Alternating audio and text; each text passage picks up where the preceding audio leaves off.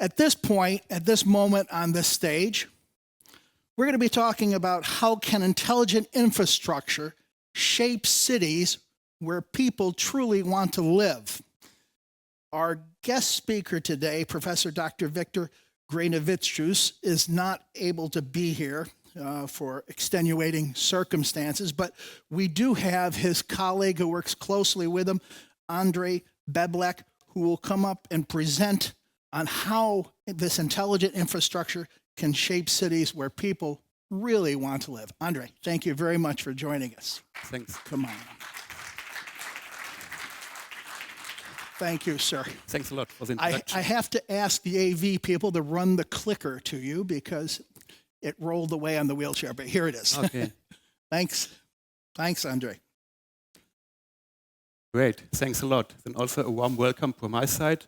My name is Andre Beblek. I'm a researcher at the EBZ Business School in Bochum, North Rhine-Westphalia. And I want to open the panel in smart cities, smart buildings, and smart infrastructure.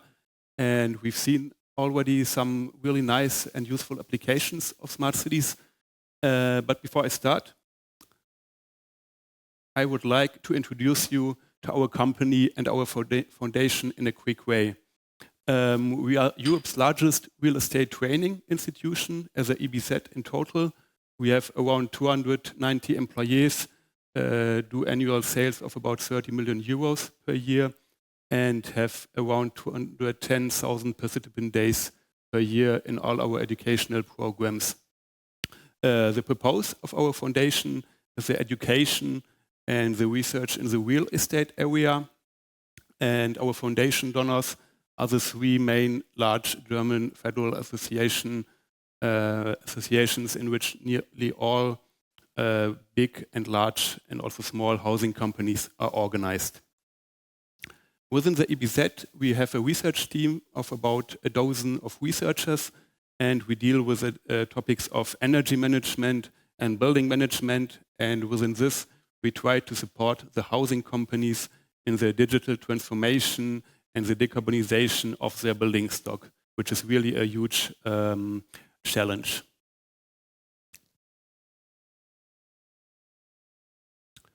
Here you see some of our customers. We deal and work a lot with small and bigger housing companies. Maybe you know something like the Vonovia, which operates in the whole of Germany, the Viva West in the Ruhrgebiet area, or the GWH in the southern part of Germany. Besides that, we work with energy companies like E.ON, for example, and together with these, we try to produce and evaluate systems that help in the energy transformation. Now, we can talk a lot of different applications in the smart cities domain. We will surely see some interesting aspects from the other speakers. Here you see an overview what we can include into smart cities. And I want to exactly point out one topic, that's smart buildings. And to this, in our view, belongs also renewable energies and electrical vehicles. And why this is especially important? Well, one event that occurred nearly 2 weeks ago that we've all seen was the blackout of the electrical grid in Spain and Portugal.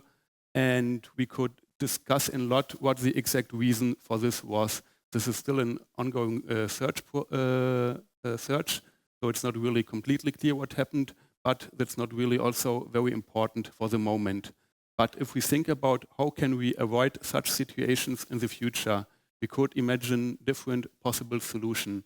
One thing that could come into your mind would be we could build energy self-sufficient buildings, meaning that every building operates on its own and produces, stores, and consumes the energy it needs totally for itself. While this could be, in theory, a nice approach, it surely isn't feasible and any kind of realizable from the economical point of view. Imagine, for example, the winter months where you don't have PV production for days or maybe even weeks. You would have large-scale battery systems to store the energy, and this surely isn't any kind of realistic. Another point we could discuss is we need to expand our grid stability, meaning we need redundancy and larger scale distribution systems for the electrical energy. This is already done in a big manner and is surely a good solution, but we think this alone won't be enough. And that leads me to the last point. We need grid-friendly buildings, meaning the buildings don't operate on its own needs, but they also interact with the grid, for example, the electrical grid, and react to situations and the needs of the grid. And if we now take a look how we operate our buildings today, if we take a look into non-residential buildings, larger scale buildings like offices, schools, or hospitals, we often have something like a building management system or building automation system installed, which enables us to control, to measure, to view, to analyze the energy flows and the status of our systems we do have in the buildings. That can be something like HVAC system for heating, ventilation, and air conditioning our buildings. That can be light control in the rooms. That can be something like video management. This can be fire detection and alarming if an event occurs. So we do already have systems that allow us to automate our buildings. But what all these systems nowadays don't do, they don't really take a look outside of the building. So they operate for the building itself. And if we now try to combine both things, so we do have our buildings, our regular buildings, our smart buildings, whatever you want to call them, and the need to integrate with the grid, we come to something we would call Internet of Things, connected buildings, cities, infrastructure, and whatever. I don't want to discuss every point here in detail, but it won't be enough to have only smart buildings or energy efficient buildings. We will also need to deal with the topic of energy management. We will need to talk about smart mobility, how can we achieve this, and all the other things. And just to give you an insight about the current situation in many buildings, I've pointed out 2 points. One thing is distribution of smart meters, smart electrical meters, and the other point is how connected are our building management systems in the building stock, let's say buildings that are older than the last 10 or 15 years. You see some numbers here, and I just want to point out, in the left chart, you see the distribution of smart electrical meters. A smart meter is a meter that can, on the one side, measure the consumption of, for example, electricity or heat or gas or whatever, and besides that can also communicate the value to another system. That can be the grid operator in a cloud system or whatever. So you get high resolutional data you can use. And if you look at the picture, you see that there are some white parts in the graphic, some red parts, and some blue parts. That means the distribution of smart meters is very uneven in the world and also in Europe. You will see, for example, some Scandinavian countries which nearly have 100% coverage of smart meters. You will see some red countries which don't have any kind of smart meters or nearly no smart meters installed.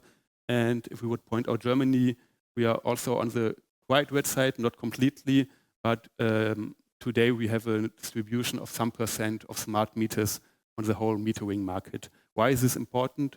Well, if we talk about grid-friendly buildings and how can we have a better performance in our grid, we will need much more high-resolutional data to check if our grid is okay or not.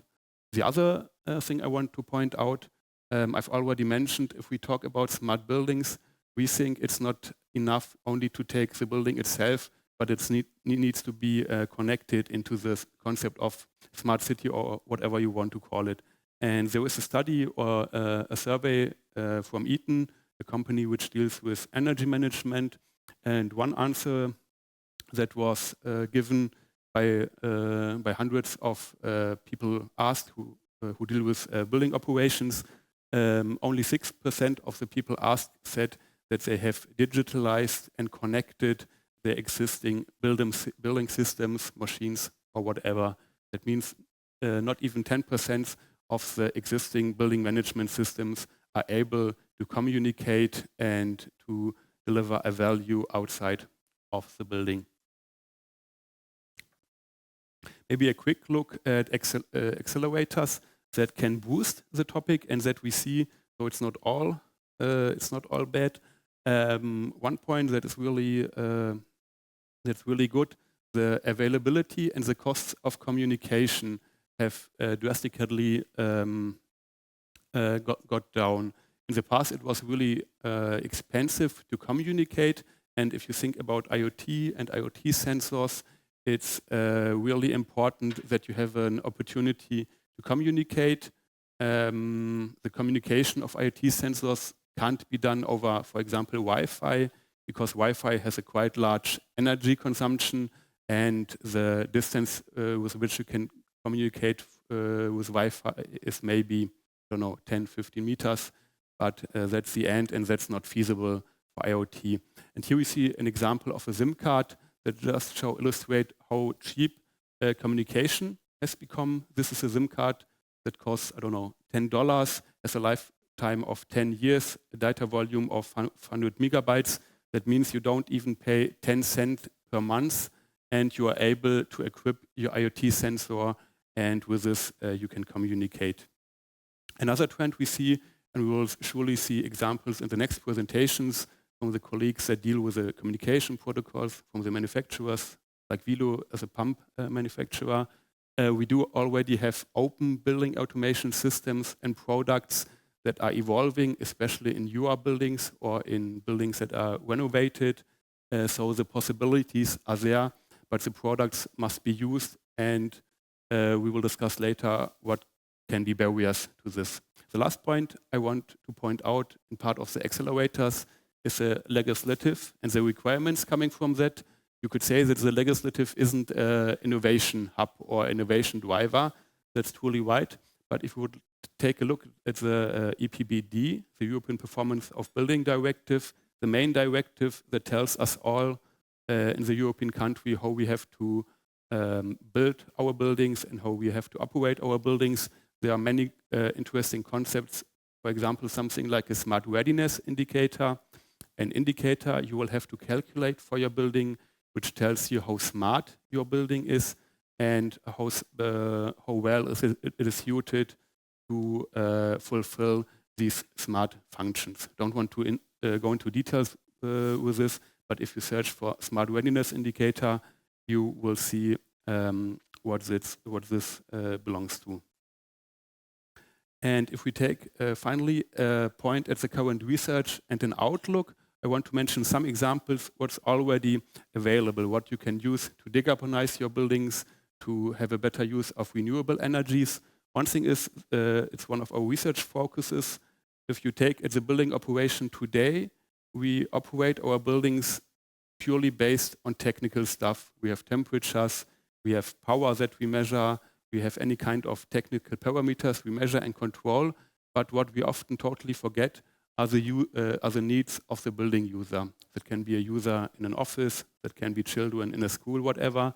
And there are systems evolving where you can, for example, give your temperature perception as an indicator for your thermal perception. And this information is used to have a better building control and building operations. So we should always think it's not just technique that's installed in the building, we do it for the user. Another point is bidirectional vehicle charging. If you have an electrical vehicle, at the moment you mostly charge when you need to charge. So you plug in your vehicle, often you load your vehicle with the highest possible power. And in the future, that's shown in the down left part, we will, for example, have a larger use of time of use or dynamic tariffs. That means the electricity doesn't cost always the same. It's orientated, for example, on the spot market, and you see that there is a lot of fluctuation, how much energy costs and will cost. And this is an example